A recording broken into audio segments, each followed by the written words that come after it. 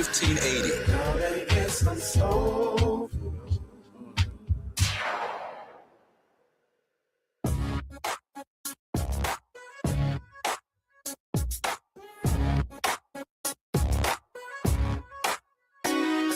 Jesse Jackson Jr. Show. The Jesse Jackson Jr. Show. The Jesse Jackson Jr. Show. The Jesse Jackson Jr. Show. Come on and talk with me. Come on and listen to me. Come on and talk with me. Come on and listen to me. KBLA, Talk 1580, download the app.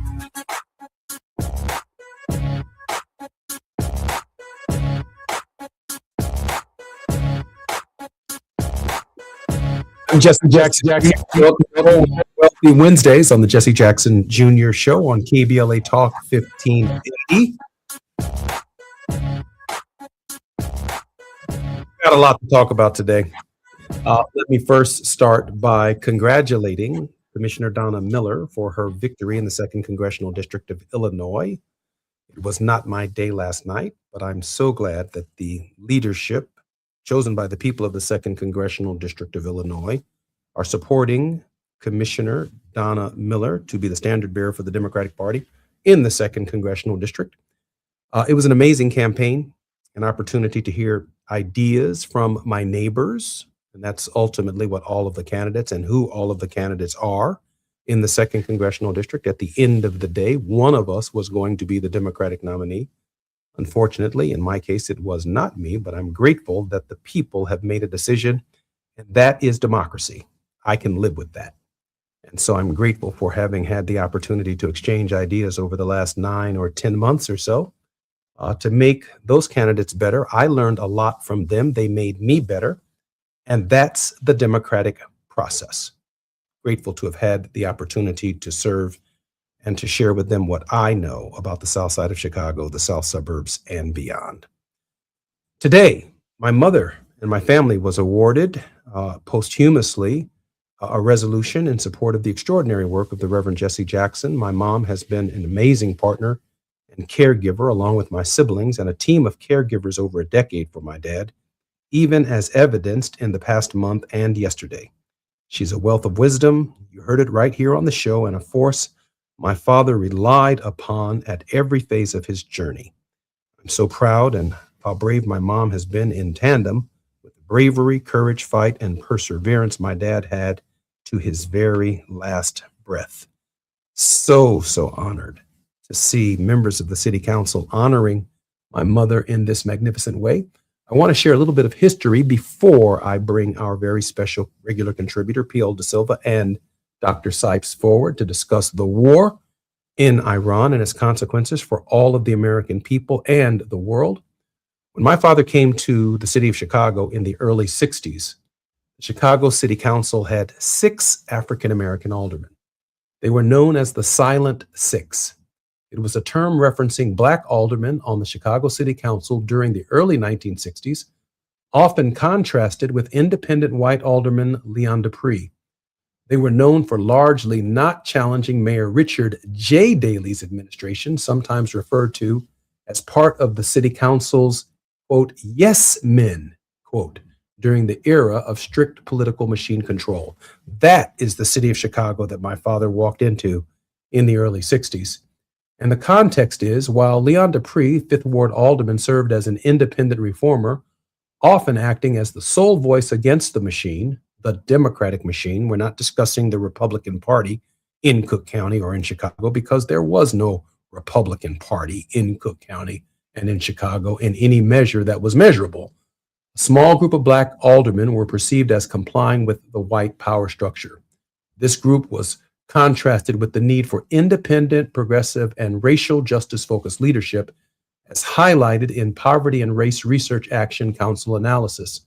Later eras, and that would be the Jesse Jackson era, later eras of Chicago politics saw a more assertive aldermanic Black caucus evolving from this earlier, more quiet period. In fact, when Mayor Richard J. Daley died, the opportunity for an African American, Wilson Frost, to be mayor of the city of Chicago for 8 days. Rather than have an African American mayor succeed Richard J. Daley, the city of Chicago went without a mayor for 8 days, even though the council rules were crystal clear that Wilson Frost should have been appointed the interim or temporary mayor until such time as the council replaced Richard J. Daley. But Chicago in that era was not having it.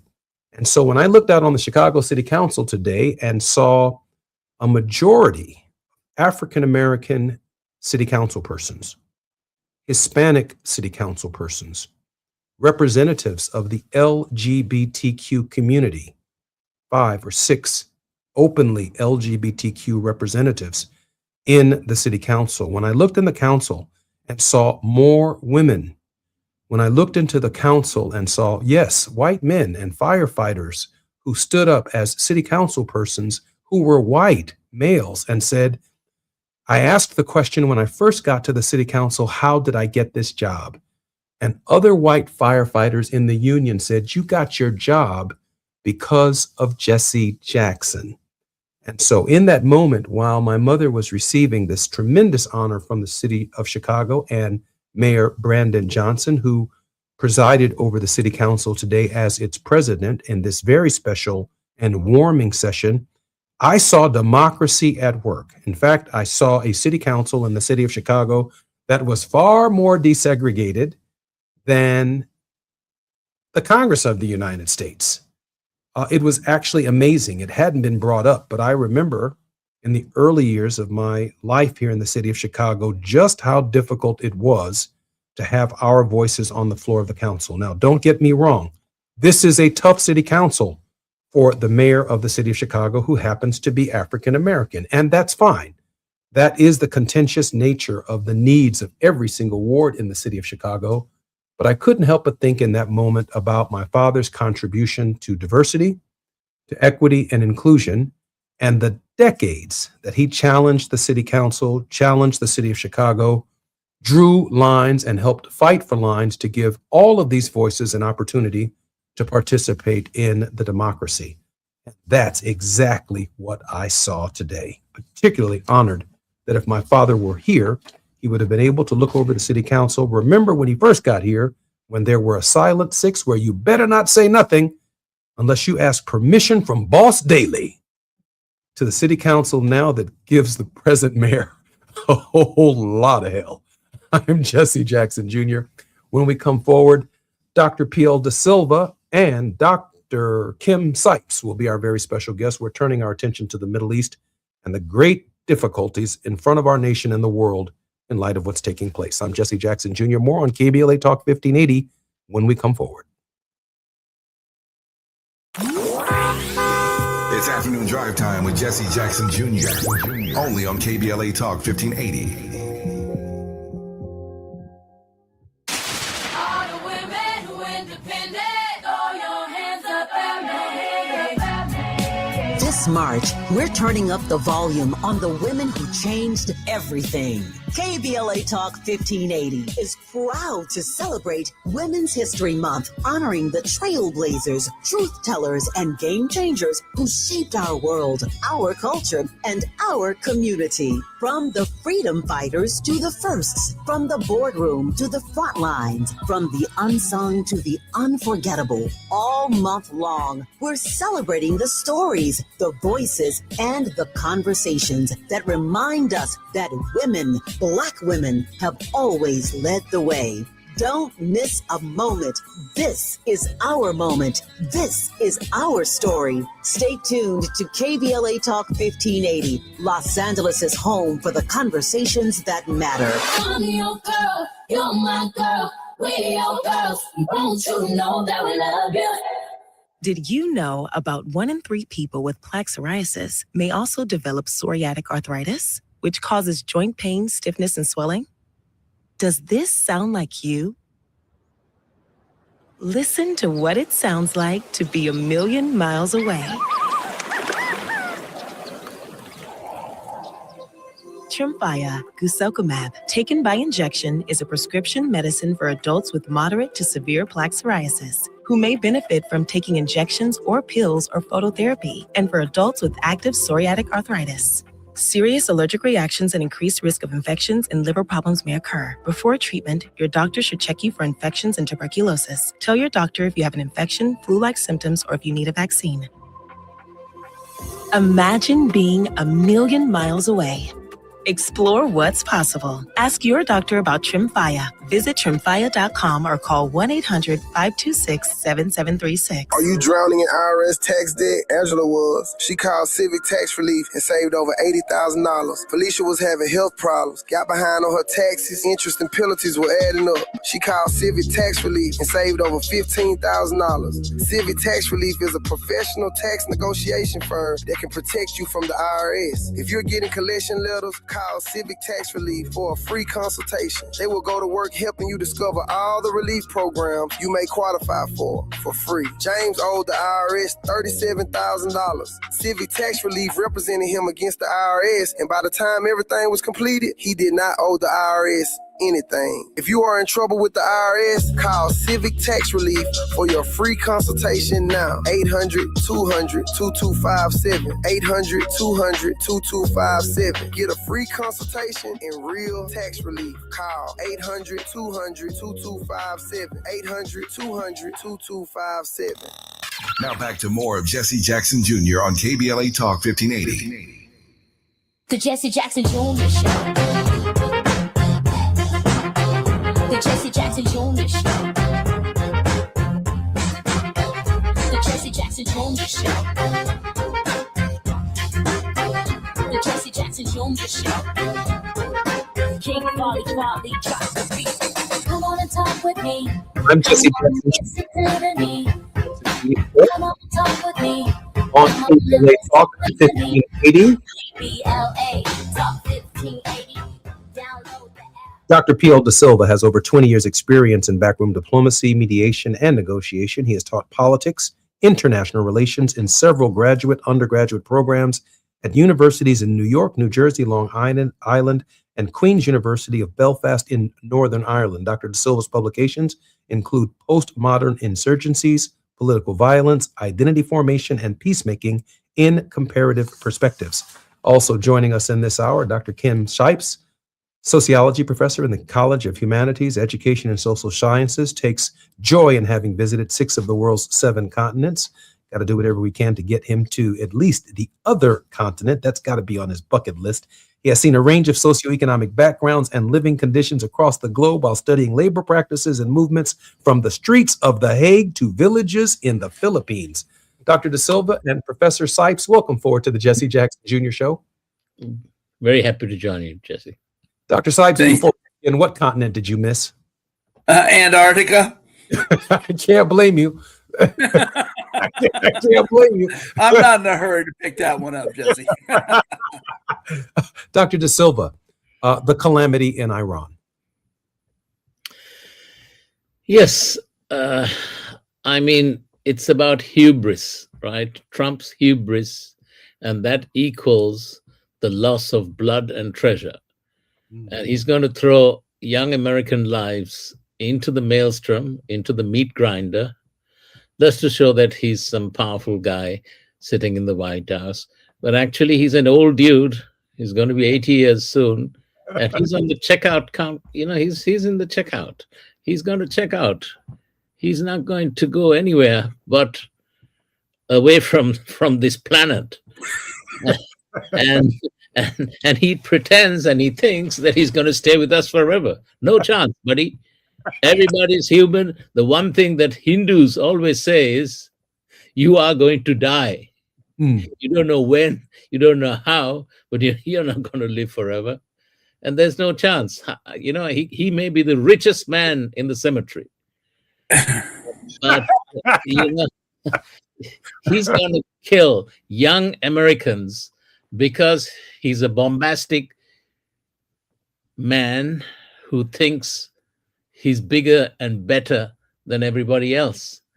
And when military advisors are being kowtowed and not listened to, you know, the chairman of the Joint Chiefs, the 4-star Air Force general, told him in no uncertain terms that the US would run out of munitions and that our allies are not going to support us. And he just stomped all over him, and we can see the result. Nobody is going to come to our assistance, and there's no way that any US naval vessel is going to escort any tankers.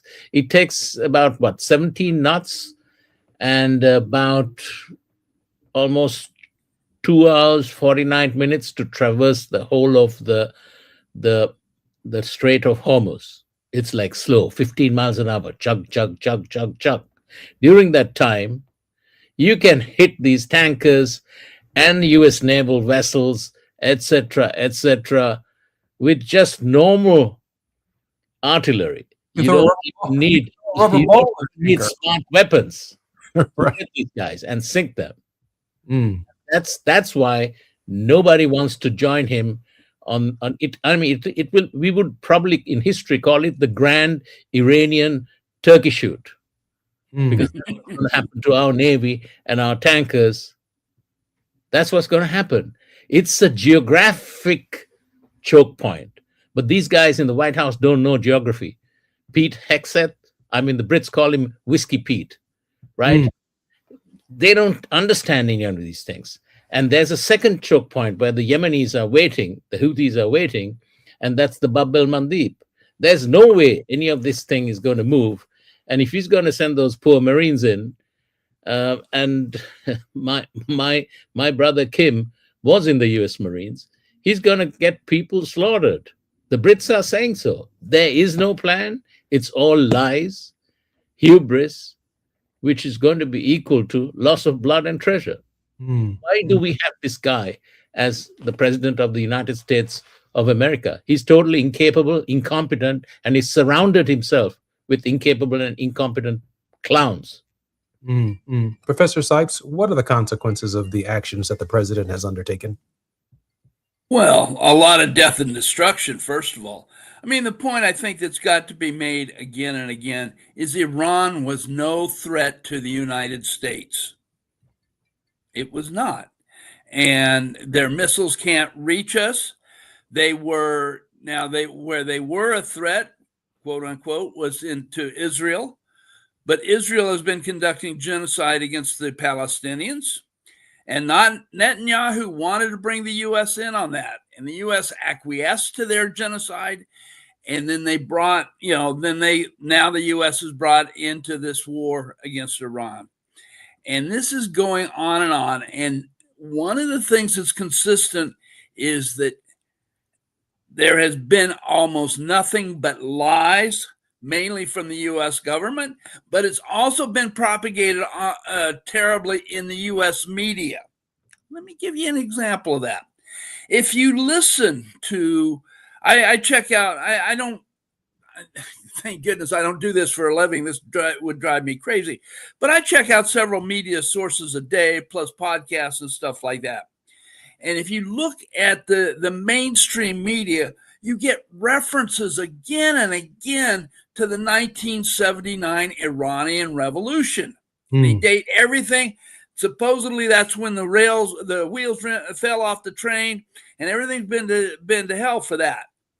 But what they're not telling us, and I haven't heard it on a single mainstream media, is that in 1953, the CIA of the United States and then MI6 of Britain overthrew the democratically elected government of Mohammad Mossadegh of Iran. In other words, all this stuff with Iran is a product of American operations. It's a product of the CIA. This is not speculation. This is known. Al McCoy's got a chapter in that in his latest book, which I recommend to all your listeners, called Cold War on Five Continents by Alfred W. McCoy. It's just out this year. Stunning work.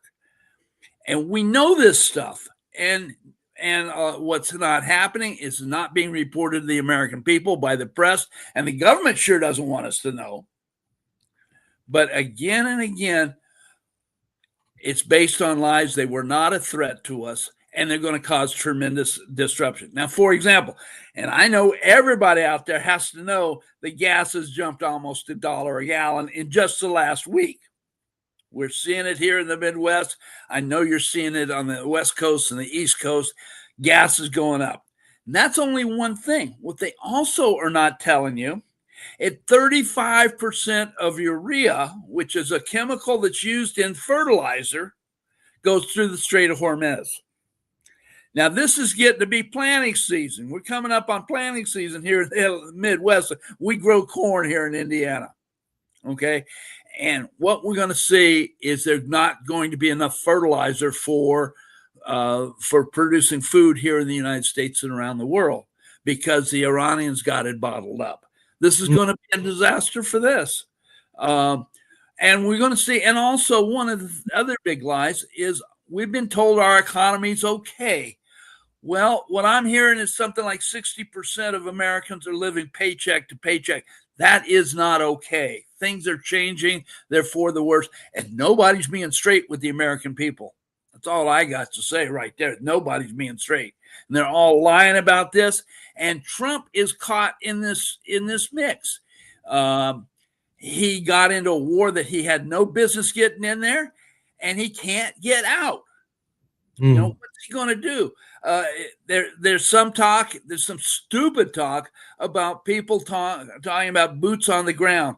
Well, if those Marines and soldiers go into Iran, there's going to be a big slaughtering, because we have to remember something about Iran.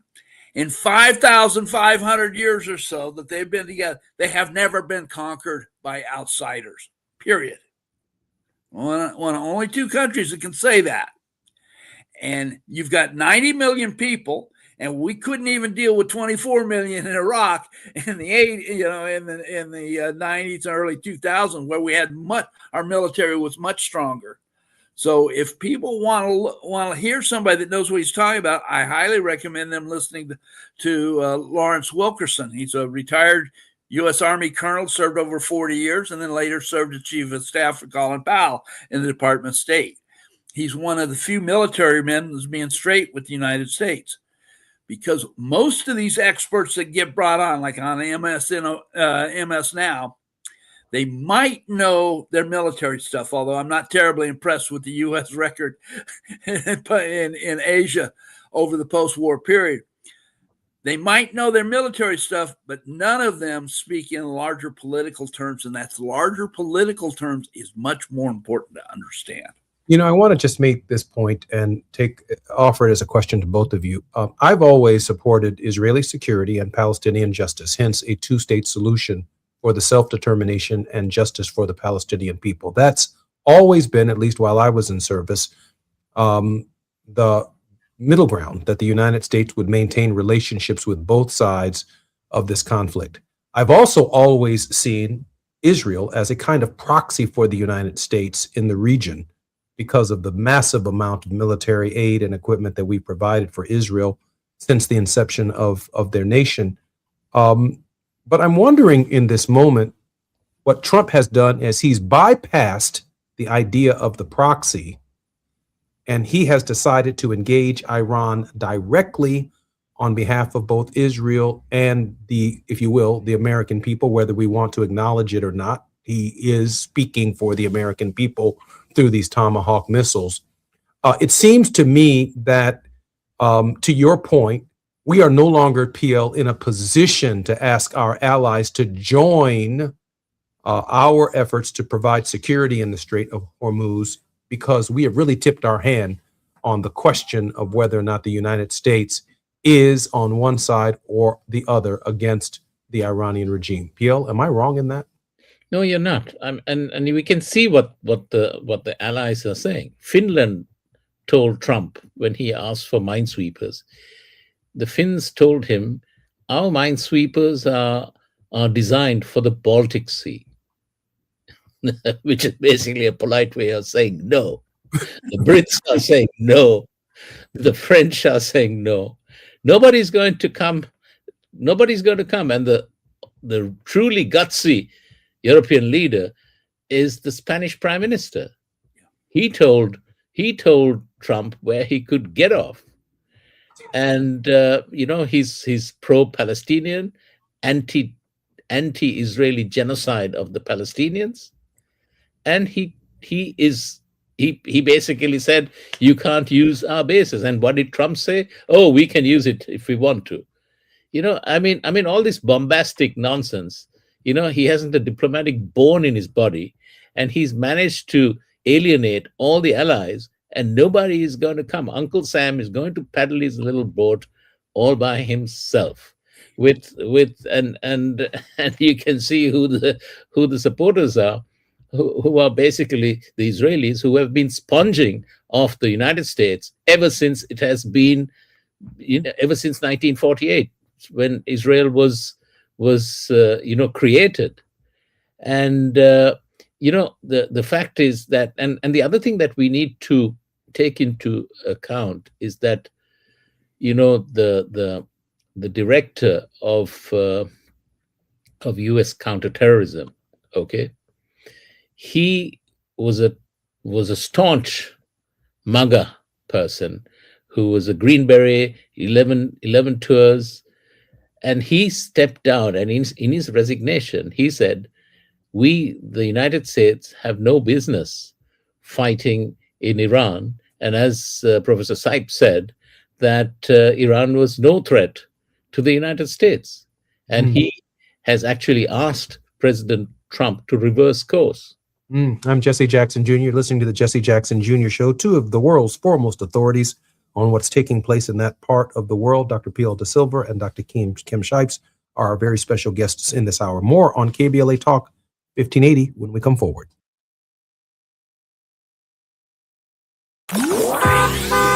It's afternoon drive time with Jesse Jackson Jr. Only on KBLA Talk 1580.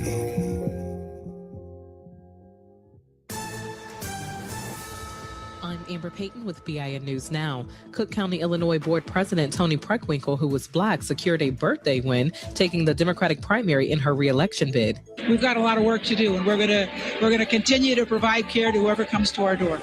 She's now likely headed for a fifth term and will face Libertarian Michael Murphy in November, which she says will be her last if elected.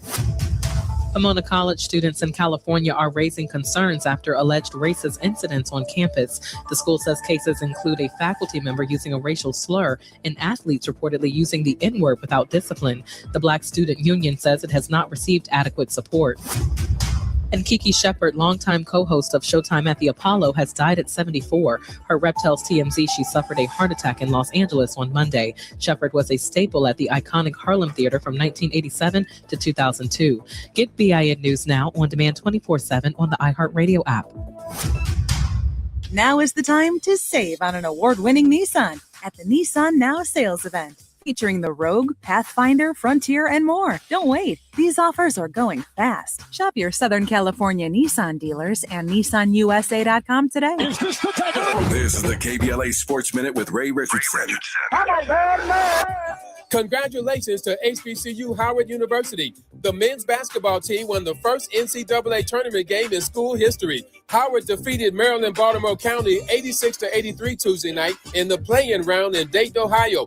Howard, champions of the MEAC Conference, was 0-4 in the NCAA tournament before Tuesday night. Bryce Harris, a senior guard from Brentwood, New York, led Howard with 19 points and 14 rebounds. Howard advances to a first-round matchup Thursday in Buffalo against Michigan, the number 1 seed in the Midwest Regional. 4 p.m. tip-off local time, live coverage on CBS. Prairie View A&M, champions of the SWAC Conference, has their play-in game today against Lehigh. 3:30 p.m. tip-off for this one, live coverage on True TV. The Lakers are at Houston tonight. The Lakers are going for their 7th straight win. The Clippers are at New Orleans tonight. No debates, no speculation, just the info you need. That's your KBLA Sports Minute. I'm Ray Richardson on KBLA Talk 1580.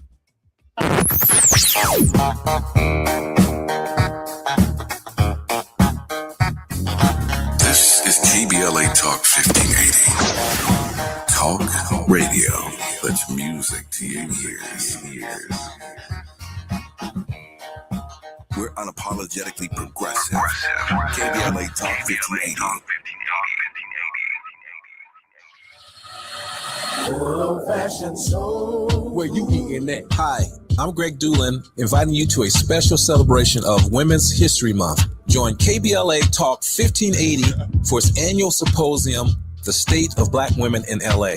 Broadcast live from Doolin's Soul Food on Crenshaw, Friday, March 27th, 6 a.m. to 9 a.m., moderated by Dominique DePrima. And yes, breakfast is just $15.80. Come get fed twice. Your stomach and your mind will thank you. We'll see you Friday morning, March 27th, 6 a.m. to 9 a.m. at Doolin's Soul Food on Crenshaw for the State of Black Women in LA. Broadcast live only on KBLA Talk 1580.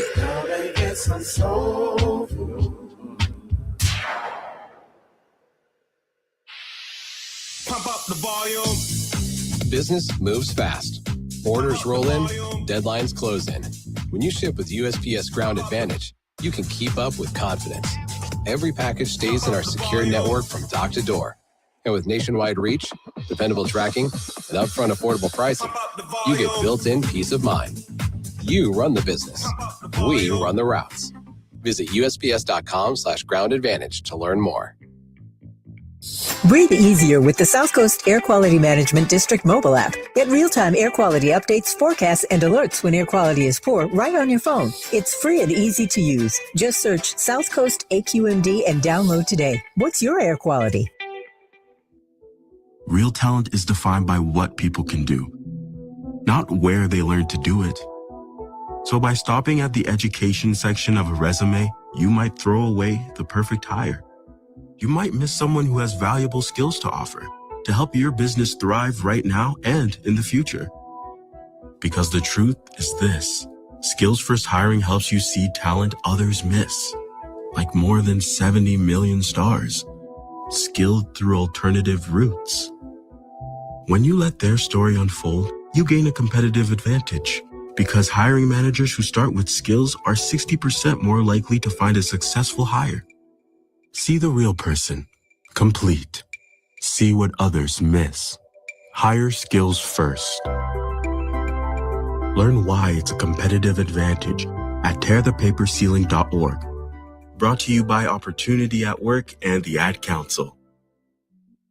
Hi, I'm Dominique DePrima, KBLA Talk 1580 host and African Focus Incorporated cultural ambassador. You probably know by now that every year our two organizations team up to lead a trip to the motherland. This June will be our 8th African Focus Trailblazers Tour, and it's not too late to join us. But if you've been thinking of going with us, now is the time to sign on before prices go up. Our current deadline is March 20th. Join us as we travel to a country widely considered one of Africa's most underrated destinations, Zambia, home to the towering Victoria Falls and the bustling capital city, Lusaka. Enjoy a visit to Botswana, known for its pristine natural beauty and stunning southern African wildlife. We travel in comfort with luxury accommodations, a variety of fun activities, and delicious dining. We do service with charitable work at a school and an orphanage, and we expand our horizons with cultural and historical excursions. To sign up now before our March 20th deadline, please call African Focus Incorporated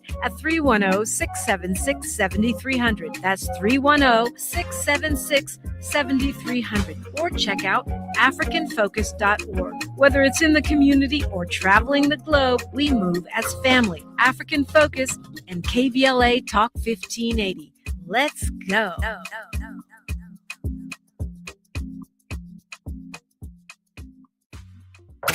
You're listening to Jesse Jackson Jr. on KBLA Talk 1580. The Jesse Jackson Jr. Show. The Jesse Jackson Jr. Show. The Jesse Jackson Jr. Show. The Jesse Jackson Jr. Show. King Volley drops the beat. Come on and talk with me. Come on and listen to me.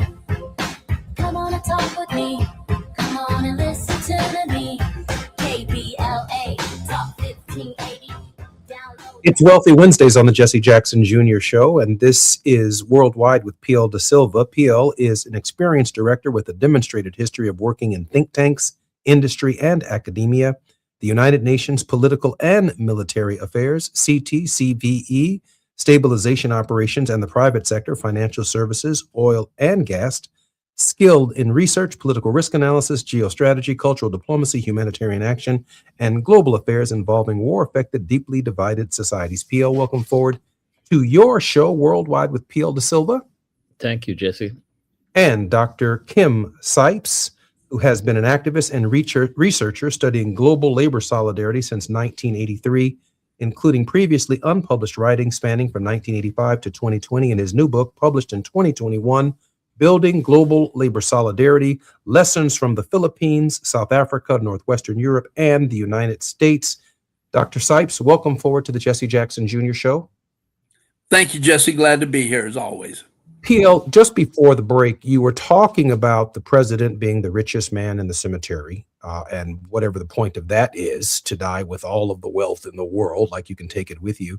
But this idea of boots on the ground in Iran suggests that Arlington National Cemetery needs to be planning an even larger site, if you will, our hallowed ground of our bravest men and women who've served in our country and lost their lives in times of war, and even veterans who may not have lost their lives in times of war.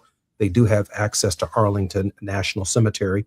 At what point in time, PL, in your thinking, do the American people recognize that we're not only losing treasury in the form of this question of affordability, which is impacting the midterm elections, the price of oil, the price of gas, petroleum affects nearly every product manufactured in the United States, not just fertilizer, but plastics, styrofoam, kitchen appliances, you name it.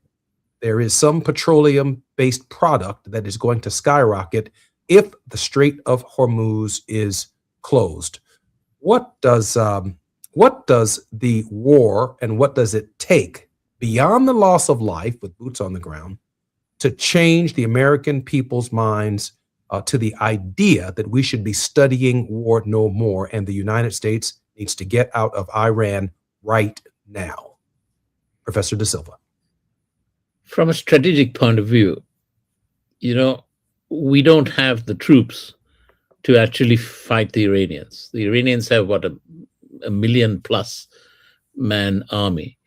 And in order to fight that the American military would need 2 million, 3 million soldiers to take something like that on. And we have, 472,000 soldiers and, a couple of 100,000 Marines, 100,000 Marines, 100,000 tops. So, we've got, 500,000 maybe. And that simply wouldn't cut it. And in order to train soldiers, we would need to bring in conscription, which would be the straw that breaks the camel's back. And also you need to train up. You need a year, 2 years, 3 years to train soldiers. Basically cannon fodder will go and get slaughtered. And then the munitions, also it'll take about 2 years, 3 years. We make something like 78, 79 THAAD missiles a year, about 100 and something Tomahawk missiles a year. And then on everything else, gallium, which is used to make these missiles, I think the Chinese have a 90% monopoly on gallium. Chinese aren't going to give us gallium to make missiles. So what are we going to do? So none of these things are thought out. And it's, shoot from the hip, talk big from the White House or Mar-a-Lago, and you think you can change reality by just talking. Talk is cheap. On Wall Street, they say, talk is cheap, bullshit walks. I agree. Hey, Dr. Sipes, let me ask you this question. America, in just a month or two, or maybe 3 months from now or so, will be commemorating its 250th anniversary, a relatively new nation against the backdrop of the 5,500 years of the Iranian civilization. What gives America the idea that it can go into a country 5,500 years old and reshape its culture, its politics, and its social mores? Well, sheer arrogance is the first word that pops into mind. Part of the thing, Jesse, is that we have a ruling elite in this country who has lied continuously about our role in the world. And so what you see again, I mean, out of the 250 years, I forget the exact number, but we've been at war someplace, somewhere in the world, something like 228 of those years. It's a phenomenal. We've been a very warlike country. And that comes, I believe, from the fact that the Europeans came in and they stole the land from the indigenous people with great brutality.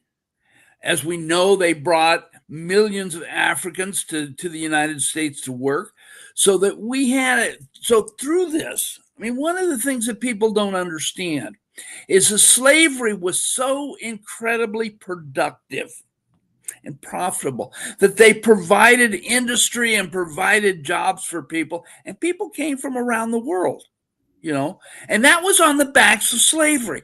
So we industrialized quicker than almost anybody other than, say, Britain, who was before us.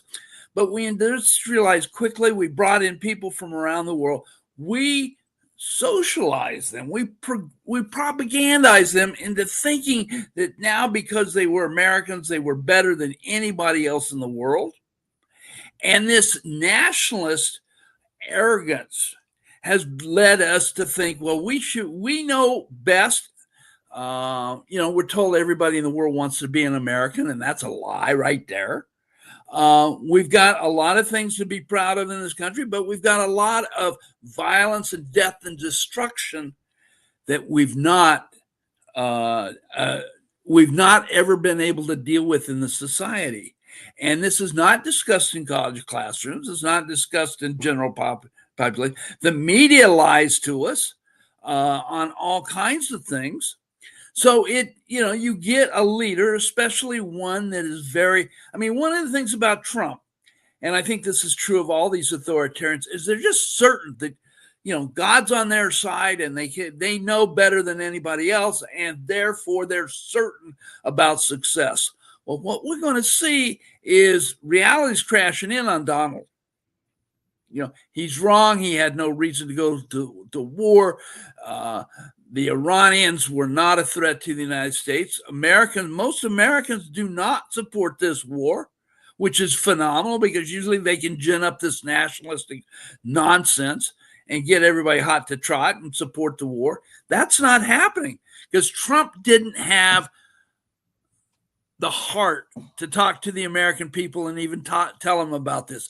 But we shouldn't be surprised. This man, you know, is full of chicken doo-doo. I mean, this is a guy that uses yeah. I'm Jesse Jackson Jr. Listening to the Jesse Jackson Jr. Show. More with Dr. Sipes and PL Da Silva when we come forward on KBLA Talk 1580.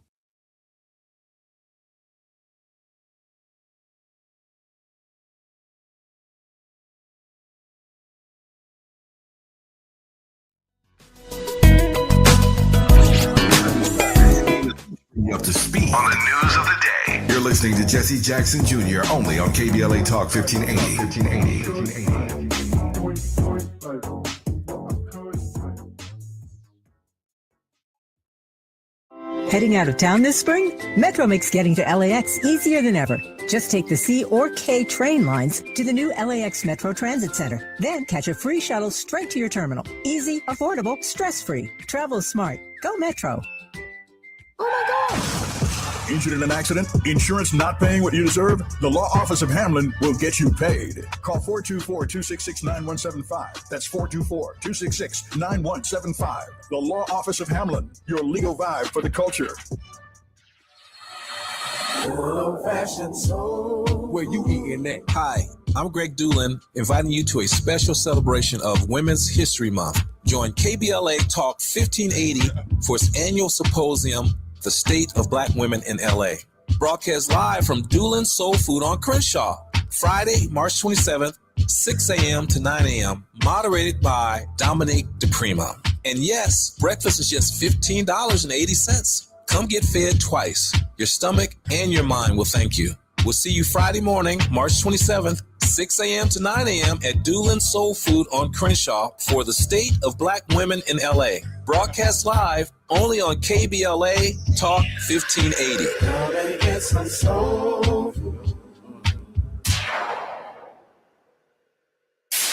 KBLA Talk 1580. We've got a lot to talk about.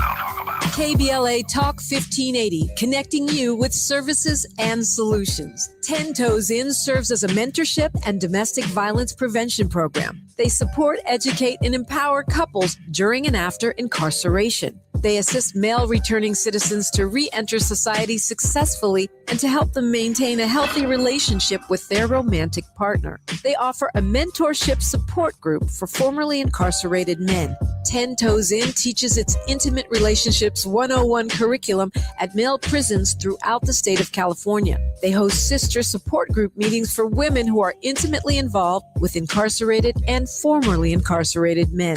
10 Toes In is a 501c3 nonprofit organization. To access their services or make a donation, please visit them online at 10toesin.org or find them on Facebook or Instagram.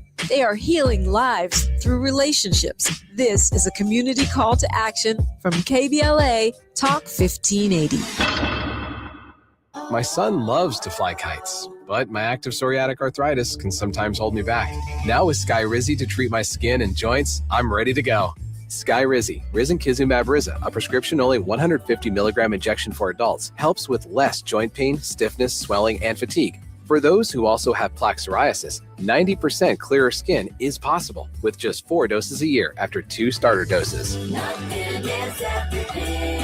Don't use if allergic to Skyrizi. Serious allergic reactions and an increased risk of infections or a lower ability to fight them may occur. Before treatment, your doctor should check for infection and tuberculosis. Tell your doctor if you have an infection or symptoms such as fever, sweats, chills, muscle aches, or cough, or if you plan to or recently received a vaccine. With Skyrizi, there's nothing like clearer skin and better movement, and that means everything. Ask your doctor about Skyrizi today and visit skyrizi.com or call 1-866-SKY-RIZZI to learn more. Now back to more of Jesse Jackson Jr. on KBLA Talk 1580. The Jesse Jackson Jr. Show. The Jesse Jackson Jr. Show. The Jesse Jackson Jr. Show. The Jesse Jackson Jr. Show. King Wally drop the beat. Come on and talk with me. Come on and listen to me. Come on and talk with me. Come on and listen to me. KBLA. I'm Jesse Jackson Jr. Welcome forward to the Jesse Jackson Jr. Show. It is Wealthy Wednesdays with Dr. P.L. De Silva, and we are worldwide with Dr. P.L. De Silva and Dr. Kim Shipes. Gentlemen, welcome forward to the Jesse Jackson Jr. Show. Thank you, Jesse. P.L., we only have about 9 minutes before the top of the hour, and of course I leave 3 minutes for the word of hope, which either one of you could offer at the top of the show. But I do want to ask this question because I think that midterms do matter in this conversation. And in my campaign, for example, I ran a campaign from the moment I entered the race to the very last day on the economic issues with the limited resources that I was able to raise in the campaign. And I think I communicated that message as effectively as I possibly could. But then, right around the first of the year, this war did come to the 2nd Congressional District. And I suspect that this war is going to be coming to congressional districts all across this country. And it shows up in the form of dark money that outspends candidates on questions of affordability, in that the candidates talk about affordability, they talk about healthcare, they have commercials, they have troops, they have all of this space, but hidden behind that infrastructure, even though the candidates are touting that, is this war and people who are concerned about this war. This money shows up from outer space. and it is after a vote to continue this conflict. Going forward, Pio da Silva, how do candidates in the midterms address this war and deal with it for what it actually is? You know, none of the candidates and none of the representatives and senators on Capitol Hill will be able to hide from this. The moment Trump commits boots on the ground, you know, whether it's the 82nd Airborne or whether it is the Marines on the USS Tripoli, and body bags start coming home. I mean, already hundreds of troops have been injured. They have been in Kuwaiti hospitals, they've been moved to Germany for triage, and they're at the Walter Reed Hospital. When body bags start coming, a steady flow of body bags, which is what all the military experts are saying, including Colonel Wilkerson and others, it is going to be, you know, they won't be able to lie to the people anymore. None of these people who have the dark money from the Miriam Adelsons and others who want to support Bibi Netanyahu, who want to support the Israelis in this madness of trying to redraw the Middle East and create a greater Israel, which is just totally a pipe dream. You know, Voltaire said it best. Voltaire said, if we believe in absurdities, we shall commit atrocities. And that's what's happening. Okay? Mm. And they won't have anywhere to hide because the people are going to be affected. Families are going to be affected with loved ones who are killed and injured and disabled. And then all of us are going to be affected because food prices will go up. There'll be food shortages, transportation costs go up, fuel prices go up, and none of all the nonsense that Trump keeps spewing is going to hold water. And at that time, the people are going to hold the representatives accountable during the midterm elections. Dr. Sipes, I met at least 9 candidates who I believe are genuinely public servants. They're interested in affordability. They're interested in healthcare. They're interested in the SNAP program. They're interested, to the extent that I brought it to their attention, that we need to be connected to the global economy. But Dr. Sipes, then this war shows up. This war shows up with a lot of money in the last 2 months of a campaign, last 3 months of a campaign. And even though the issues are still the economic issues, front and center is still what's taking place in the Middle East. Dr. Sipes, how do the candidates handle it? Well, I think part of the thing is we've got to look at Israel in more accurate terms. For example, one of the things that you're not seeing in the media is pictures of Iranian attacks on Israel. And the reason for that is not that they're not happening, but Israel is censoring the news. So the New York Times, for example, which runs a headline every time an Israeli leader goes to the bathroom successfully, has almost blacked out everything on as far as attacks on Israel. Israel's getting hit, and it's getting hit hard.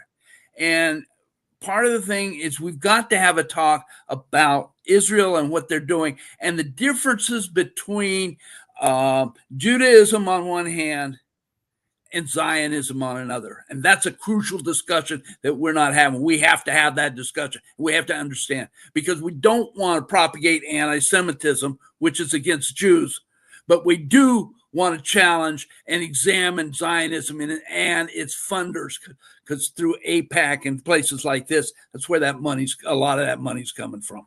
We have about 3 minutes before we come forward. How about a minute and a half for each of you? How do we get out of this conflict, Dr. Sipes? Well, I think, first of all, people have to mobilize. And one of the things that's happening is March 28th is the No Kings March, which I think is a good start. And I commend MoveOn.org for starting that, Invisible and things like that. However, the key thing that's not being done is we're not building organization. We have to have long-term organization in each and every community. And we need to get together. We need to learn about each other. We need to talk about things, and we need to figure out how we can maximize our power. It's not just going to be enough to march in the streets. We have to have organization behind that, which is one of the things youngsters today don't understand about the 60s. In the 60s, we had organizations such as Southern Christian Leadership Conference. We had the Panthers. We had, different women's groups. We had anti-war groups. We had organization. We've got to rebuild that again, because that's where our power comes from, is organization. PL, I have about a minute and 30 seconds left in the program. PL, how do we stop the war and how do we get back to peace? PL? So you just look at the USS Gerald Ford. There are rumors swirling that the sailors set fire to their bedding because they didn't want to go to war. And now the USS Gerald Ford is in port. It's not at war. So in the Vietnam War, there were many soldiers who sabotaged the US military from within because they didn't want to go and fight the war. So as much as there are citizens who need to stand up, I think soldiers and military men and women need to stand up from the lowest ranks to the highest ranks and stand up to this absolute madness. PL, this is you're referring the aircraft carrier that now has toilet problems. No, that's right. That's the one with toilet problems and now has to go to port because of plumbing. Because the bedding was set on fire. The bedding. Yeah, there was a fire that burned for 30 hours, Jesse. It was terrible. Okay, well, I'm sorry I missed that in the news. I do know that there is a ship that is going to port because someone has stuffed all the toilets with toilet paper. It's the same ship. It's just different things are going on. They've been deployed for like 10 months already, and it just, your crews can't take it. Your pilots can't take it.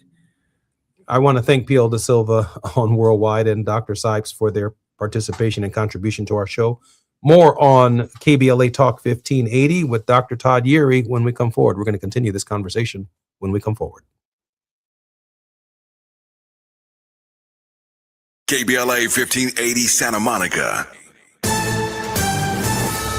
I'm Amber Payton with BIN News Now. Cook County, Illinois Board President Toni Preckwinkle, who was Black, secured a birthday win, taking the Democratic primary in her re-election bid. We've got a lot of work to do, and we're going to continue to provide care to whoever comes to our door. She's now likely headed for a fifth term and will face Libertarian Michael Murphy in November, which she says will be her last if elected.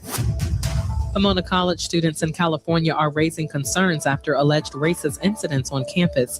The school says cases include a faculty member using a racial slur and athletes reportedly using the N-word without discipline. The Black Student Union says it has not received adequate support.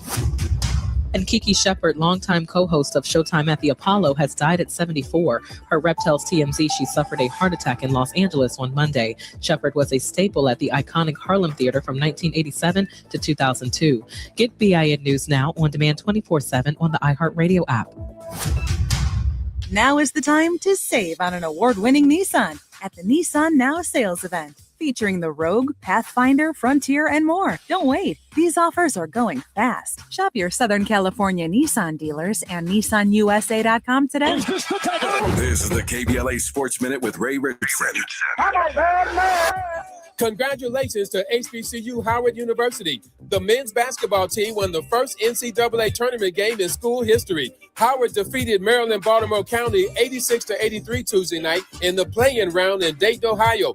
Howard, champions of the MEAC Conference, was 0-4 in the NCAA tournament before Tuesday night. Bryce Harris, a senior guard from Brentwood, New York, led Howard with 19 points and 14 rebounds. Howard advances to a first-round matchup Thursday in Buffalo against Michigan, the number 1 seed in the Midwest Regional. 4 p.m. tip-off local time, live coverage on CBS. Prairie View A&M, champions of the SWAC Conference, has their play-in game today against Lehigh. 3:30 p.m. tip-off for this one, live coverage on True TV. The Lakers are at Houston tonight. The Lakers are going for their 7th straight win. The Clippers are at New Orleans tonight. No debates, no speculation, just the info you need. That's your KBLA Sports Minute. I'm Ray Richardson on KBLA Talk 1580. Old-fashioned soul. Where you eating at? Hi, I'm Greg Doolin, inviting you to a special celebration of Women's History Month. Join KBLA Talk 1580 for its annual symposium, The State of Black Women in LA. Broadcast live from Doolin's Soul Food on Crenshaw. Friday, March 27th, 6 a.m. to 9 a.m., moderated by Dominique DePrima. And yes, breakfast is just $15.80. Come get fed twice. Your stomach and your mind will thank you. We'll see you Friday morning, March 27th, 6 a.m. to 9 a.m. at Doolin Soul Food on Crenshaw for the State of Black Women in LA. Broadcast live only on KBLA Talk 1580.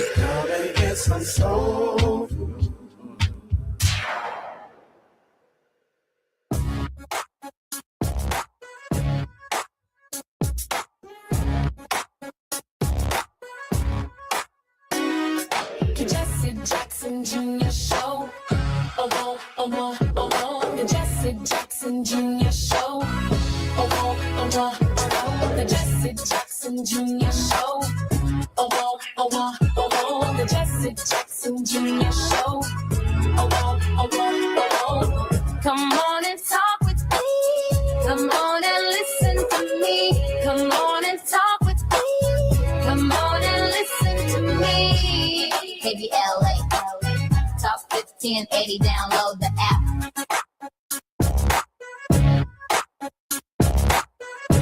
Jesse Jackson Jr., welcome forward to the Jesse Jackson Jr. Show. It's Wealthy Days. The first hour, we have PL Da Silva, a regular contributor on Worldwide with PL Da Silva, and Kim Sipes were our guests on the first hour. In the second hour, we are expecting Dr. S. Todd Yeary to join us in just a moment. He's the principal of the Yeary Firm, a Maryland-based litigation and government relations firm, and also serves as senior pastor of the Douglas Memorial Community Church of Baltimore and affiliates. Dr. Yeary is the former chief executive officer of the Rainbow Push Coalition, the international human and civil rights organization founded by my father, the Reverend Jesse L. Jackson. I want to turn our attention to the basis for our conversation about studying war no more. Martin Luther King Jr. on April 4th, 1967. Please Google this. At New York's Riverside Church, Martin Luther King Jr.'s Beyond Vietnam, A Time to Break the Silence speech was a landmark address condemning the Vietnam War. King argued the war devastated both Vietnam and America's poor, draining resources from domestic programs while disproportionately sending Black soldiers to fight. This moral indictment condemned the United States as a major purveyor of violence, urged a revolution of values, which we talk about on Thought-Provoking Thursdays and the World House with Dr. Johnny Mack, a revolution of values, and marked a significant shift in his focus toward broader issues including militarism, racism, and economic injustice. Why is that speech that Dr. King delivered on April 4th, 1967 so important? Because it is a framework for understanding international global conflicts of war and contrasting it against the spending programs necessary for domestic tranquility and harmony. For example, the Affordable Care Act needs to be expanded to include dental, hearing, vision. We need to expand the mental health component of the Affordable Care Act. We need to include, and I just found this out a couple of days ago, research on menopause and its impact on the workplace. A women's group pulled me aside and pulled my coattail on that just a couple of days ago. Had never had to give it any thought myself, obviously, so I was grateful that they brought it to my attention.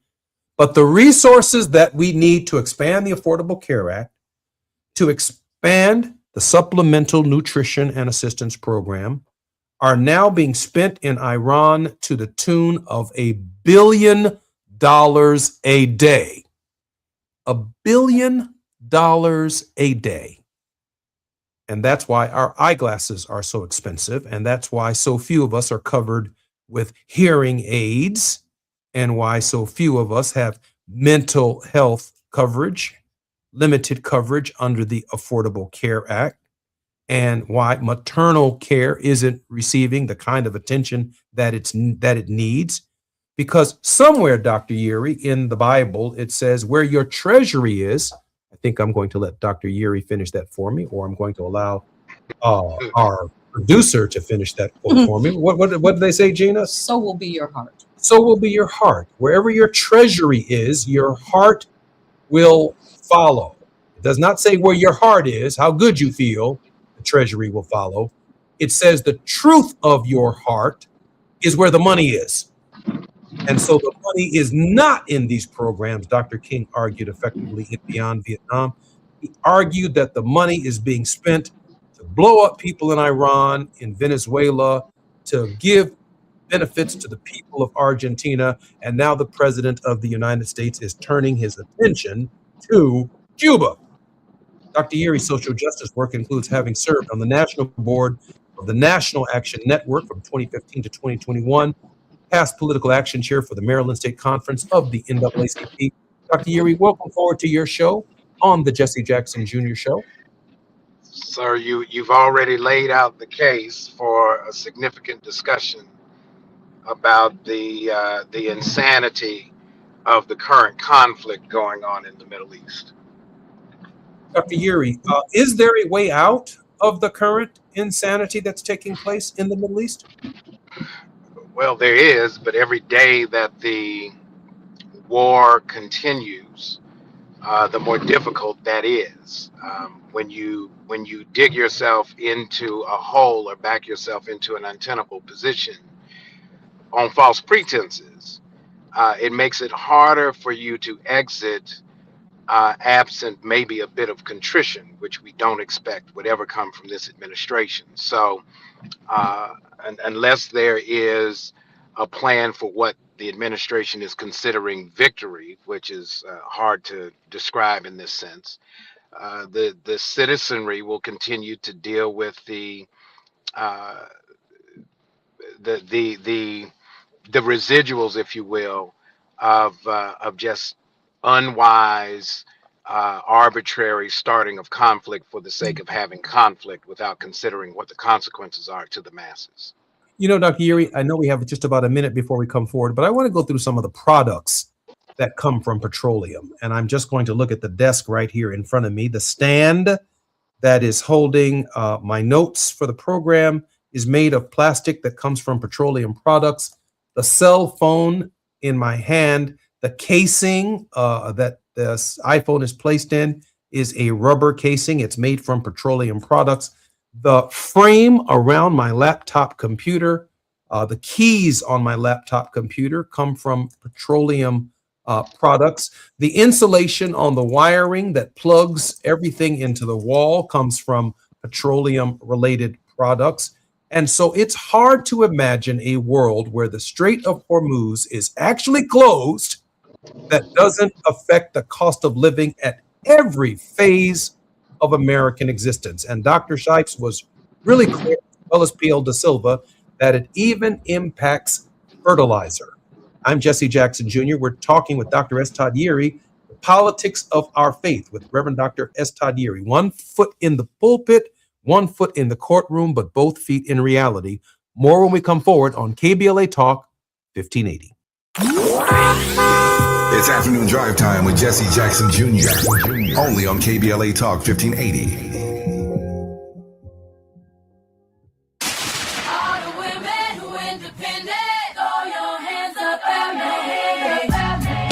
This March, we're turning up the volume on the women who changed everything.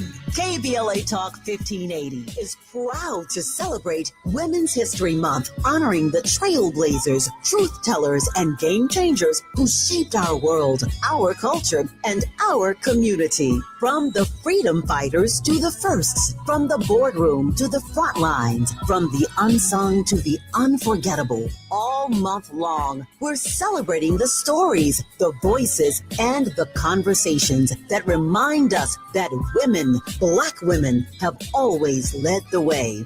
Don't miss a moment.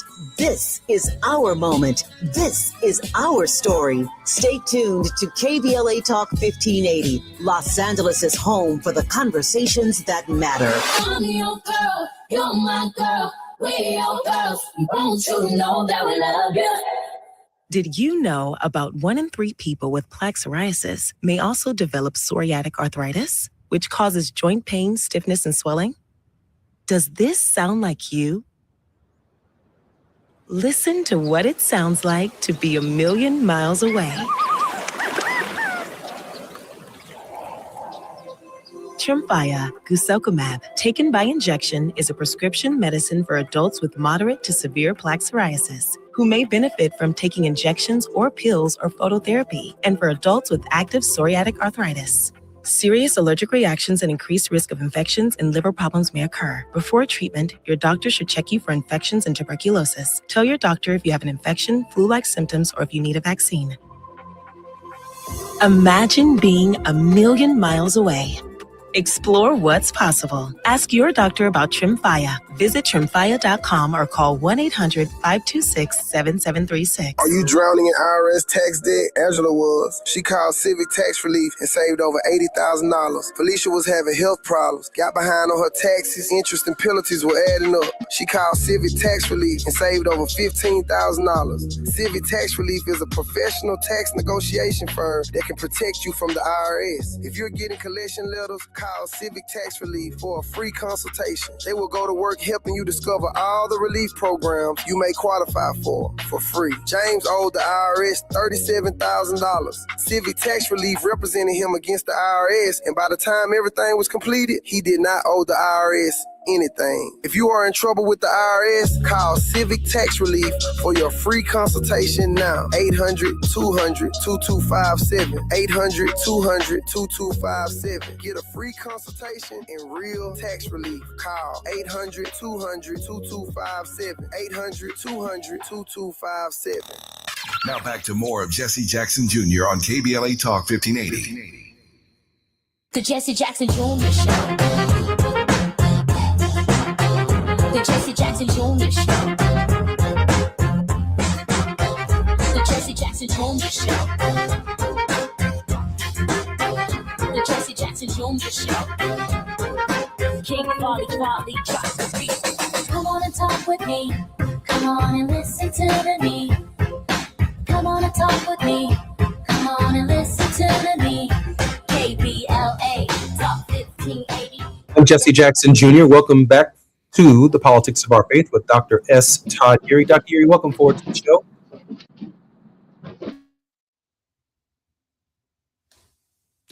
Dr. Eury is with us. You know, I was saying, Dr. Eury, just before, and I think your phone is muted, just before the break, that it is impossible to talk about issues of affordability and in the same sentence not mention the Strait of Hormuz in the Gulf. It's impossible.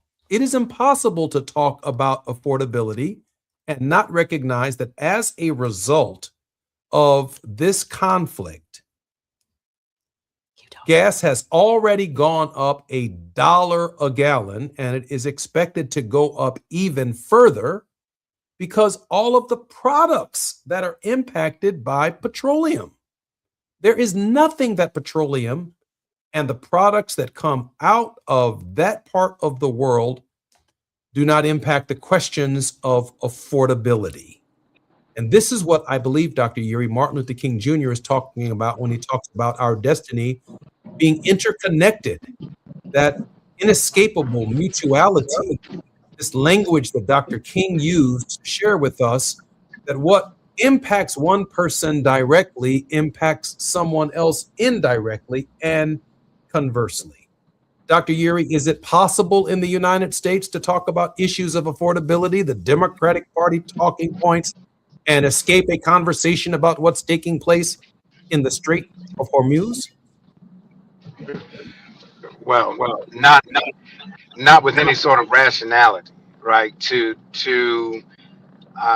say that we've been requested and required to operate with a sense of political dissonance would be an understatement.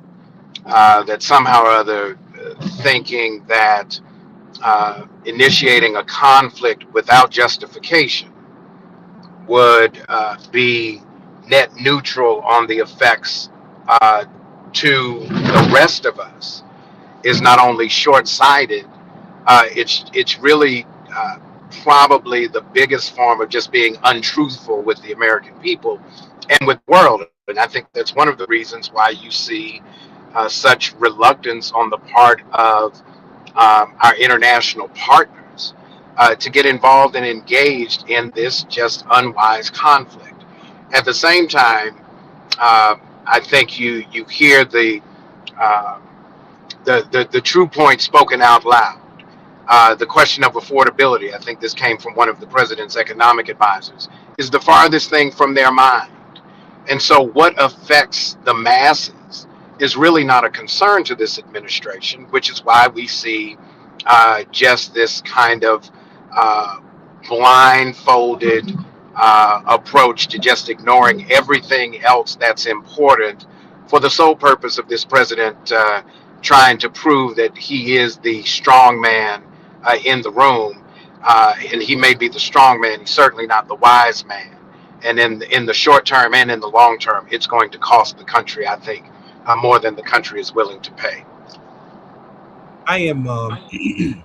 I think that somehow we think that the price of eggs are going to go down and not recognize that eggs usually come in a carton.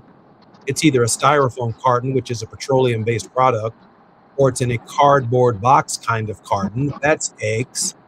The wax on the front side or the plastic that your milk comes in comes from petroleum-based products. That little cellophane that's over your sausage and over your bacon comes from petroleum-based products.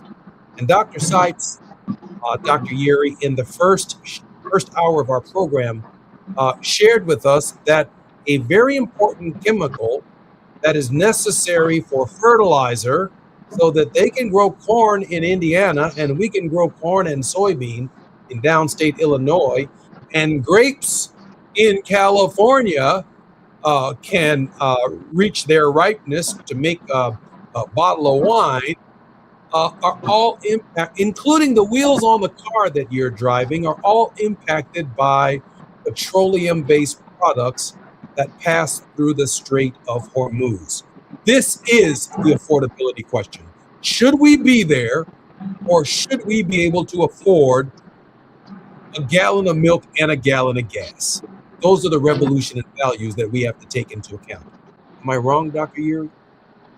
No, you're not wrong. And if you've had to get gas more than once in the last week, you've seen it actually change in real time, right? The practical application of this is where are folks met with the consequences of this war. For most people, it's going to be in the cost of transportation.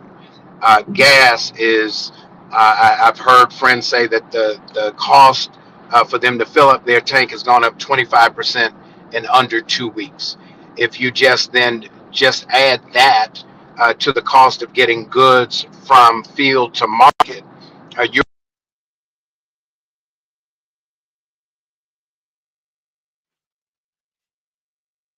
I'm thinking that we have a small technical difficulty with Dr. Yeary, but I do want to say that when he says that this question of transportation is a factor in the cost of our quality of lives, that's inescapable. That the gas has gone up, the rubber on our tires have gone up. If you think you've got leather seats in your car, chances are they are pleather seats, so the price of your car is going to go up. It means that every person who hustles in Uber is going to have to raise the price of your transportation every time you call an Uber, because they pass it on through their gas, they pass it on through their service. It's right at the heart of the affordability crisis, the price of gas. I'm sorry, Dr. Yeary, I had lost you for just a second. No, I will be stationary here shortly and glad about it. Look, because one, as I'm moving from place to place, it is not the preferred way of doing business. If it costs every time I go out to start my car, every time I move the car, that changes the calculus of what becomes critically important to me. And so the residual effects will be not only to the essentials, that we pay for, but also the essentials that maintain a healthy quality of life. When people have to choose between healthcare and medicine versus food, when you've got young people and you're trying to figure out, do we have enough money to make sure that they have the necessary supports to be able to thrive academically and socially, to put the masses of people in a position where they have to make unnecessarily difficult choices because of the recklessness of the administration is not a cost that we're able to recoup. Those harms just continue to reverberate, and the administration acts like no harm, no foul. That's the offense in all of this. And that's what Dr. King was calling our attention to even a generation plus ago. Dr. Uri, is there a ways in which this is going to manifest itself in the midterms could very well impact what is perceived as soft messaging from the Democratic Party, given where the money is coming from to run and pick some of these candidates in the primary process. They're speaking with a forked tongue when they talk about affordability and not talking about what's also taking place with this preemptive war and the strikes by the president and the administration. Yeah, I mean, the politics of the moment often require that someone not in the political space force the political discourse. Politicians do what politicians do. And because many times you have political interests, corporate interests, lobby interests playing both sides, it makes it difficult to get a candid conversation.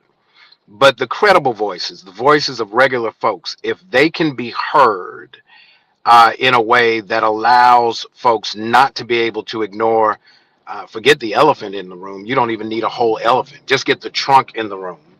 I think we begin to force a different kind of discourse around who is actually competent and qualified to represent our interest inside this structure that we call government. And so we can't leave it to the political parties to do the talking. We have to do what we often saw your father do, right? Somebody's got to set the discourse and do the convening and then frame the dialogue instead of having the dialogue framed for us. I know that the National Urban League is having its annual policy conference in Washington, D.C. At this hour. Do you believe that our organizations are going to be discussing the Strait of Hormuz at these policy conferences in 2 weeks? I believe we're at the National Action Network Conference in New York together. Are these issues going to be on the table at our Black organizations for the summer? I believe they will. The issue becomes, how do we keep the information in the forefront of the conversation?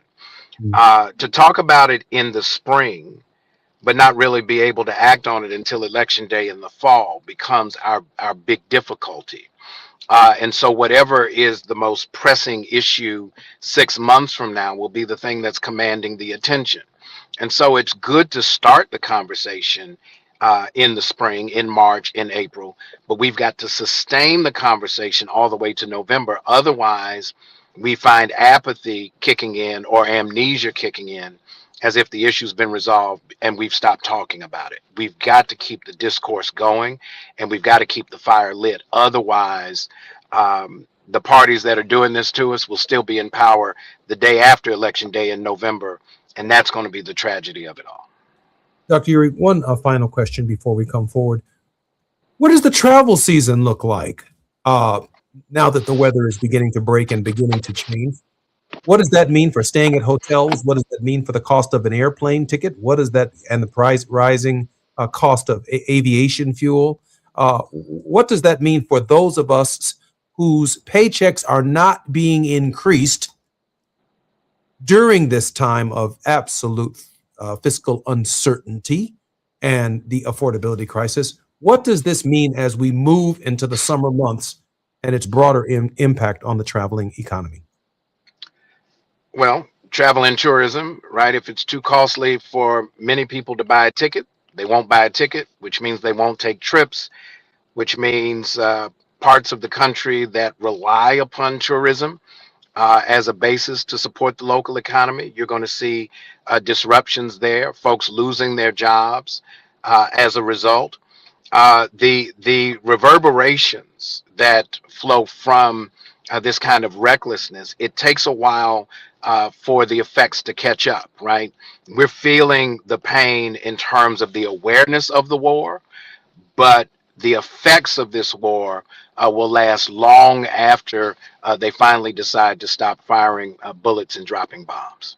And that includes packages delivered by Amazon, UPS, Federal Express. All of these things are going up, I'm assuming.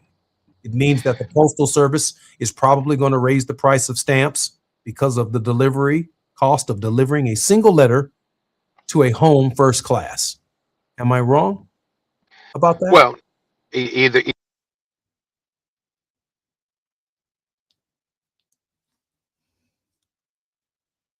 I think I lost Dr. Yuri again with an intermittent break. So I don't think I'm wrong about it. I think that these costs are going to show up to us, and they're not going to show up to us in the ways that we think they're going to show up to us. They're going to show up to us at every level of our nation's economy. Such is the nature of petroleum and the Strait of Hormuz. One could make this a similar argument about the Panama Canal. However, the Panama Canal is not in jeopardy at this hour. But products from China and other products that the Iranians trade with, it means that Christmas and all of these plastic toys that we buy for our children in the name of Santa Claus, all of that stuff is going up because some 80% of the products are made from plastics. They are made from products that come from petroleum and chemicals that are maintained and created in that part of the world who need access to the Strait of Hormuz. And so I don't know a way around the affordability crisis without discussing this crisis in the Middle East, this unnecessary crisis in the Middle East. I'm Jesse Jackson Jr., listening to the Jesse Jackson Jr. Show. More with Dr. S. Todd Yuri and the politics of our faith when we come forward right here on KBLA Talk 1580. It's afternoon drive time with Jesse Jackson Jr. Only on KBLA Talk 1580.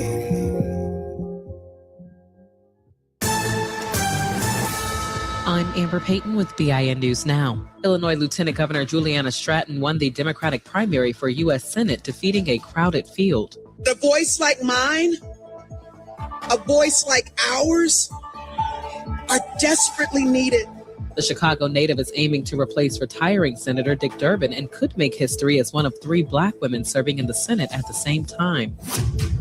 Washington, D.C.'s Black Mayor Muriel Bowser is urging Congress to reject a resolution that would shut down the city's traffic cameras. She says the cameras help prevent reckless driving and removing them would hurt public safety. And officials at Hartsfield-Jackson Airport say TSA callouts have surged to 36% as agents work without pay during the shutdown, causing long security lines. Travelers are urged to arrive at least 3 hours early as Black House Minority Leader Hakeem Jeffries pushes for a vote to end the shutdown.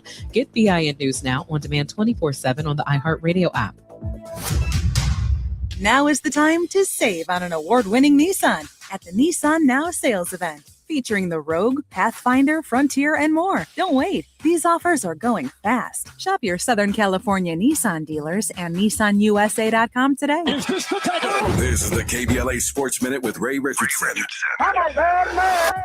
Congratulations to HBCU Howard University. The men's basketball team won the first NCAA tournament game in school history. Howard defeated Maryland Baltimore County 86-83 Tuesday night in the play-in round in Dayton, Ohio.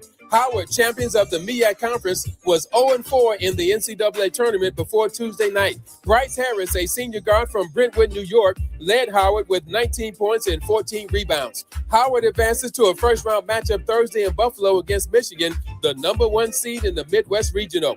4 p.m. tip-off local time, live coverage on CBS. Prairie View A&M, champions of the SWAC Conference, has their play-in game today against Lehigh. 3:30 p.m. tip-off for this one. Live coverage on True TV. The Lakers are at Houston tonight. The Lakers are going for their 7th straight win. The Clippers are at New Orleans tonight. No debates, no speculation, just the info you need. That's your KBLA Sports Minute. I'm Ray Richardson on KBLA Talk 1580.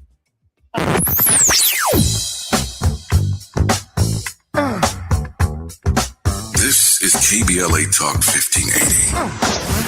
Talk radio. That's music to your ears. We're unapologetically progressive. KBLA Talk 1580. We've got a lot to talk about. I'm Reverend Gerald, the life coach. Is someone you love struggling with addiction and mental illness? Is improving your family's health important? Want to leave a legacy that your family can grow? Are you ready to enhance your perception of life experiences? Then wake up weekends at 7 a.m. with Urban Family Focus and get the wisdom, opportunity, resources, and motivation to live your best life. Join the conversation on Urban Family Focus Saturday and Sunday at 7 a.m. Unapologetically progressive. KBLA Talk 1580. We've got your black. Heading out of town this spring? Metro makes getting to LAX easier than ever. Just take the C or K train lines to the new LAX Metro Transit Center. Then catch a free shuttle straight to your terminal. Easy, affordable, stress-free. Travel smart. Go Metro. Hey LA, spring into savings with a special offer from LADWP. Now through March 31st, get a Flume device for free. What's a Flume?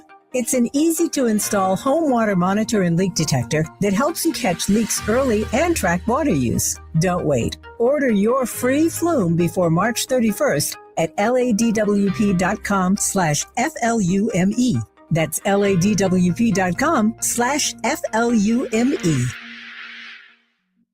Hi, I'm Dominique DePrima, KBLA Talk 1580 host and African Focus Incorporated cultural ambassador. You probably know by now that every year our two organizations team up to lead a trip to the motherland. This June will be our 8th African Focus Trailblazers Tour, and it's not too late to join us. But if you've been thinking of going with us, now is the time to sign on before prices go up. Our current deadline is March 20th. Join us as we travel to a country widely considered one of Africa's most underrated destinations, Zambia, home to the towering Victoria Falls and the bustling capital city, Lusaka. Enjoy a visit to Botswana, known for its pristine natural beauty and stunning Southern African wildlife. We travel in comfort with luxury accommodations, a variety of fun activities, and delicious dining. We do service with charitable work at a school and an orphanage, and we expand our horizons with cultural and historical excursions. To sign up now before our March 20th deadline, please call African Focus Incorporated at 310-676-7300. That's 310-676-7300. Or check out africanfocus.org. Whether it's in the community or traveling the globe, we move as family. African Focus and KBLA Talk 1580. Let's go.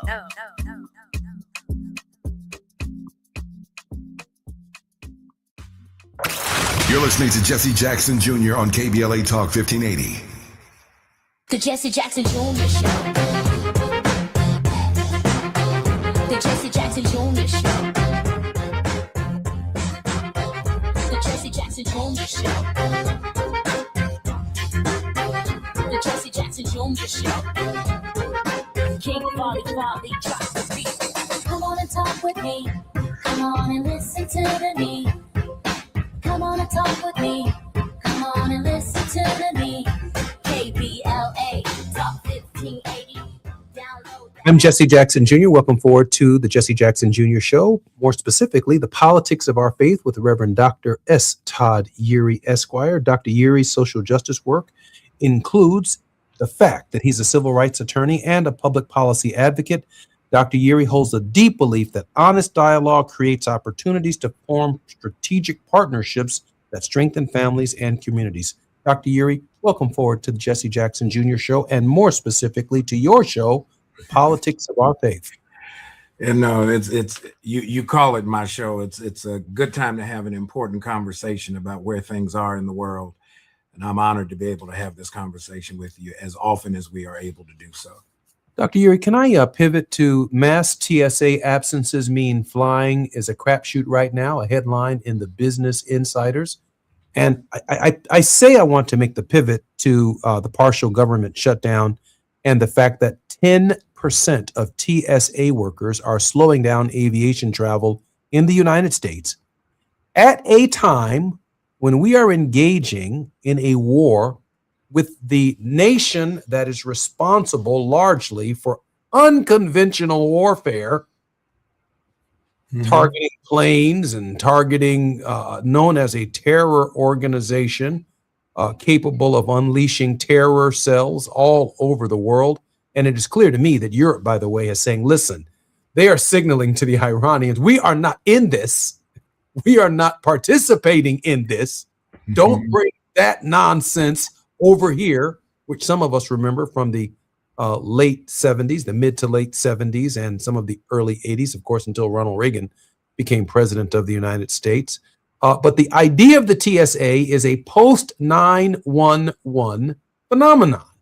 And it was designed for men and women comfortably situated to look carefully at every single item that enters an aircraft. I am worried at this hour about the safety and security of the American people and the nation's aviation system in light of the fact that we are at war with Iran, even though it is undeclared. Is that something to be concerned about, Dr. Urey? Well, staffing is always a concern. If we go back to the establishment of the Department of Homeland Security, which was the administrative response to what occurred on 9/11, the Transportation Safety Administration, TSA, is situated under Homeland Security, not under transportation. Air traffic control, on the other hand, the Federal Aviation Administration, is not under Homeland Security. It is under the Department of Transportation. Railway under DOT. And so we have this kind of disconnect in terms of how government is structured, such that when we find ourselves in these situations, we don't really have a response to how to keep folks on the job because they aren't getting paid. We can find money for war. We can't find money for workers. That's the problem. That is the moral predicament where we find ourselves right now. And it's one for which this administration is not concerned enough to even raise an answer to the question. They could go back for an emergency appropriation specifically for TSA and get that through right now. It would not have anything to do with disrupting Homeland Security as it relates to immigration and custom enforcement. That's what we call ICE. That's where a lot of this fight is in terms of the appropriation for Homeland Security. So they could work through all of that. But now let's talk about the safety issue. The reason there are long lines in airports is because to screen carry-on bags, to screen bags in the cargo hold takes time. It is not automatic. And there are ways that we've seen over the years that folks try to secret certain items that you don't want on airplanes, ranging from firearms to explosives. And so, there is a legitimate concern. The way you offset it is you slow down the system so that the resources and the assets that you have are able to take the time necessary to make sure that these flights are safe. And it's not just passenger flights. Imagine cargo.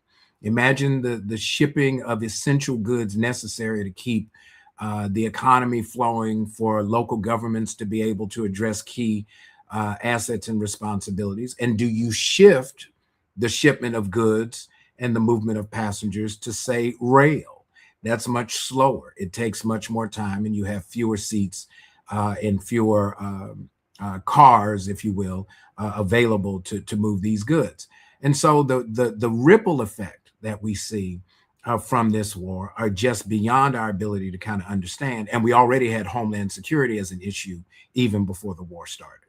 Dr. Urey, shouldn't the President of the United States use the Oval Office at this hour to give the nation an address on the nature of the conflict, the mission of the conflict, what the mission is of the conflict, how long it's going to last, and to come up with every possible response from the federal government to secure vital infrastructure, given the adversary in this moment? Under normal circumstances, that would be exactly what we would expect and probably exactly what we would see. But this is an abnormal presidency version 2.0. And so if we can't get a clear answer from the podium in the briefing room or from the gaggle as he's going to Marine One, putting him behind the desk of the Oval Office with all of its interesting decorations around it, would only be, would only give him a formal prop to say some of the ongoing nonsense. And the real issue is not that the president won't do it. It's that the Republican leadership in the House and the Senate won't push him on it. And that's the scariest part for me, is that he's got enablers. He knows that he doesn't have to say anything because there's no one on Capitol Hill that's going to force his hand. And as long as you have the tail wagging the dog, we're going to continue to get what we're getting. That brings me to the midterms, because the only chance that we have of holding this president accountable is to regain control of the Congress. And we're still essentially a year away from any kind of accountability. But by that, I mean, we're in the primary process, the midterms, and then there's the general election in November, and then a new Congress sworn in January of 2027, prayerfully with Hakeem Jeffries being elected by the caucus as the Speaker of the House. There's a lot of damage that can be done between now and the swearing in of a new Congress, Dr. Yeary. There's a lot of damage being done. And I think part of that is by design. The design, I really believe, is to keep up enough chaos so that the rationale will be things are too turbulent right now for us to risk a transition in terms of leadership. And so since we're already in these very volatile waters, let's just kind of leave the leadership posture as it is, and then we can come back and revisit it. That's why we're looking at how elections are being done. Where are the ballots? What's the interference coming from the federal government? Why is there a search warrant being executed in Fulton County, Georgia, when the Republican Secretary of State says there was no voter fraud to the degree that anyone would need to investigate, and even the instances that they found came from other people? That's the issue. And so without accountability, the president's not going to do it in the Oval Office, on the airplane, on the helicopter, behind the podium. It's Wealthy Wednesdays on the Jesse Jackson Jr. Show. It doesn't get any wealthier than a conversation with Dr. S. Todd Yeary, the politics of our faith, every Wednesday right here on the Jesse Jackson Jr. Show. I'm Jesse Jackson Jr. More when we come forward on KBLA Talk 1580 with Dr. S. Todd Yeary. While you're stuck in traffic, we can at least bring you up to speed on the news of the day. You're listening to Jesse Jackson Jr. only on KBLA Talk 1580.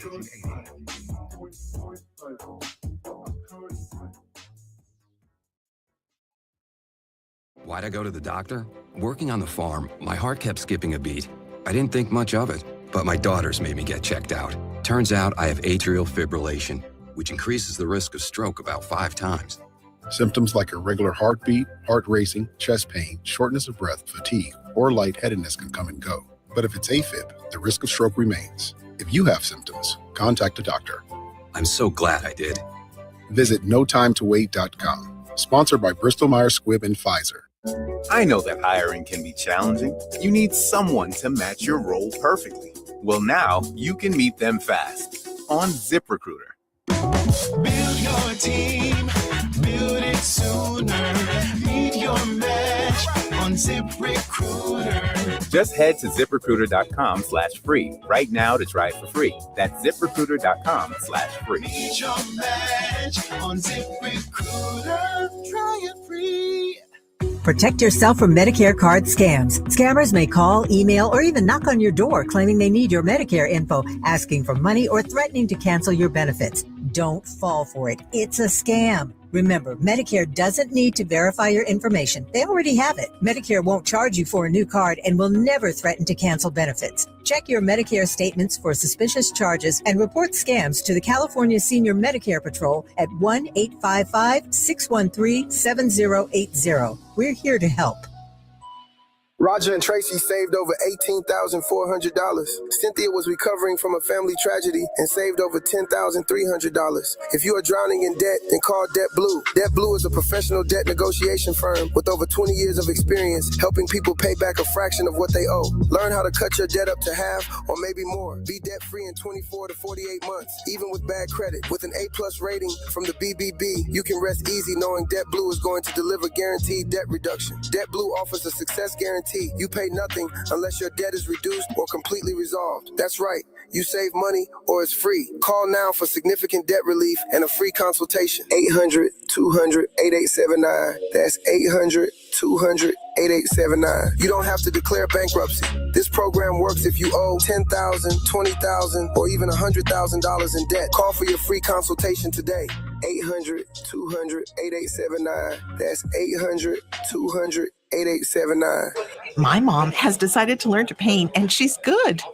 My dad's now into creative cuisine, and I've already put on 6 pounds. Learning new things comes with age. My mom, she started forgetting my name and what we're talking about. Forgetting well-known things doesn't. Memory loss may be a sign of Alzheimer's disease. Early detection gives you and your loved one time to plan for the future. Learn the warning signs of Alzheimer's at 10signs.org. Brought to you by the Alzheimer's Association and the Ad Council. KBLA Talk 1580. We've got a lot to talk about. KBLA Talk 1580, connecting you with services and solutions. The BLM Center for Black Power is a hub for Black activism in the city of Los Angeles, a standalone nonprofit affiliated with Black Lives Matter LA. The venue is home to live events, meetings, and organizing drives for Black-led community-based organizations. It is also the base of operations for Black Lives Matter LA. Built on what used to be a nuisance property owned by an arms dealer, the BLM Center for Black Power is in the heart of Leimert Park and has opened its doors to everything from youth organizers to toy drives to film screenings and community town hall meetings. To make a donation or make a request, please visit blmla.org. That's blmla.org. This is a community call to action from KBLA Talk 1580.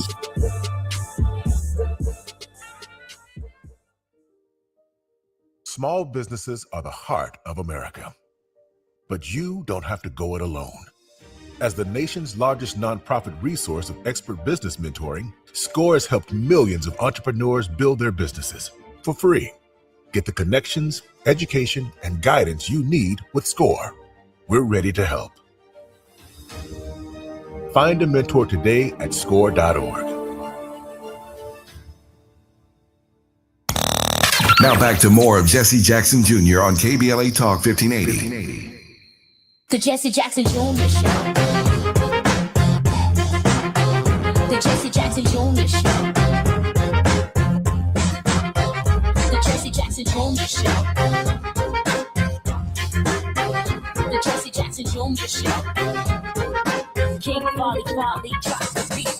Come on and talk with me. Come on and listen to the me. Come on and talk with me. Come on and listen to the me. KBLA Talk 1580. I'm Jesse Jackson Jr. Welcome forward to the Jesse Jackson Jr. Show and the Politics of Our Faith with Reverend Dr. S. Todd Yeary. I am so proud and so grateful that every week I get the opportunity to engage Dr. Yeary's mind. Dr. Yeary, welcome forward to the Jesse Jackson Jr. Show. Always good to be with you. Hanging out with you makes me smarter. I get to say I know you. So when I can say I know people, they give me access to places that I normally don't go. You're just kind. Hey, Dr. Yeary, listen, I know we only have 9 minutes, and I do want to pivot to another conversation that I think is apropos in this moment. And that is, how do we speak? And I know this is a new conversation, 9 minutes, it's all yours. How do we speak to the blue and red divide? I had a really interesting conversation with Michael Eric Dyson this week. And in one of the segments, he was making a compelling case for how Reverend Jackson in 84 and 88 talked about a hog, about a pig, and a chicken having a conversation over a ham and egg sandwich. And of course, the chicken gets to drop an egg and go on about its way, and the hog has to drop a leg in order to participate in the ham and egg conversation. And the hog says essentially that's unfair. That some of us are being asked, in a real sense, Dr. Ury, to sacrifice more than others are being to sacrifice. And I'm trying to figure out the compelling language that allows Democrats to speak to the blue with integrity in the primary process, but also reach out to the red in a language that they understand, that can bridge the great political and cultural and, if you will, the social divides in our country. We have about 8 minutes left. Dr. Ury, help us with bridging the gap and that language. What does it sound like?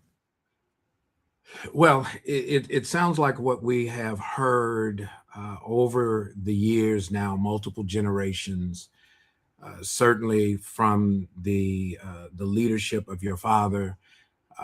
If our grief is to have any value, we have to remember what he taught us and what he learned from his time sitting at the feet of and in the presence of Dr. King. That the conversation was not necessarily about party. It was about predicament. What is the condition of the people that needs to be addressed? And is there clarity around that?